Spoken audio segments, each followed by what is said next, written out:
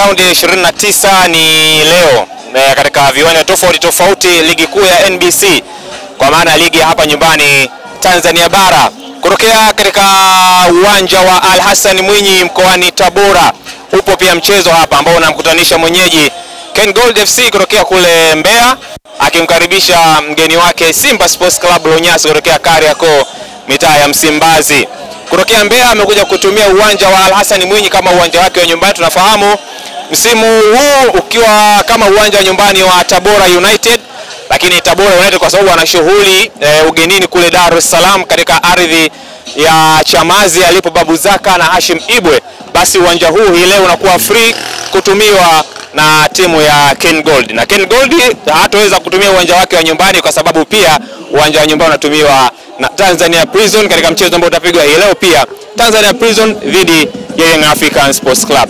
Hii leo mechi zote zinachezwa muda mmoja saa 10 jioni, na mechi zote zinapigwa katika viwanja tofauti.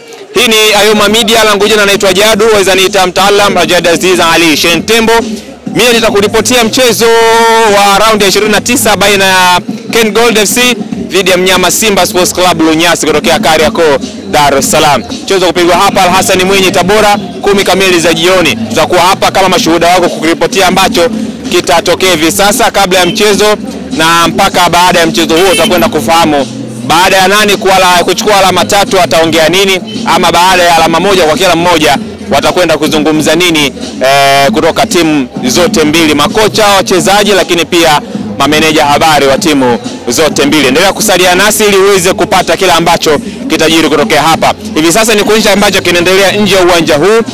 Pilika zimeanza kuwa ama kuchukua nafasi yake. Watu wameanza kutokea katika uwanja huu ili kuweza kufahamu ni kwa namna gani watapata utaratibu wa kuingia ndani ya dimba hili kwenda kusubiri mchezo huu ambao utapigwa saa 10 za jioni. Lakini pia historia inambeba Simba ama takwimu msimu huu, mchezo wa kwanza alipata ushindi mbele ya Ken Gold ambao 2-0. Hii leo itakuwaje? Ni jambo la kusubiri na kuona. Kikosi kikiwa hakijajipata vizuri kwa mujibu wa taarifa za hapo awali, inasemekana kwamba kikosi hakikupata kambi ya kutosha kabla kuja kucheza mchezo huu. Je, itakuwa ni advantage kwa Simba?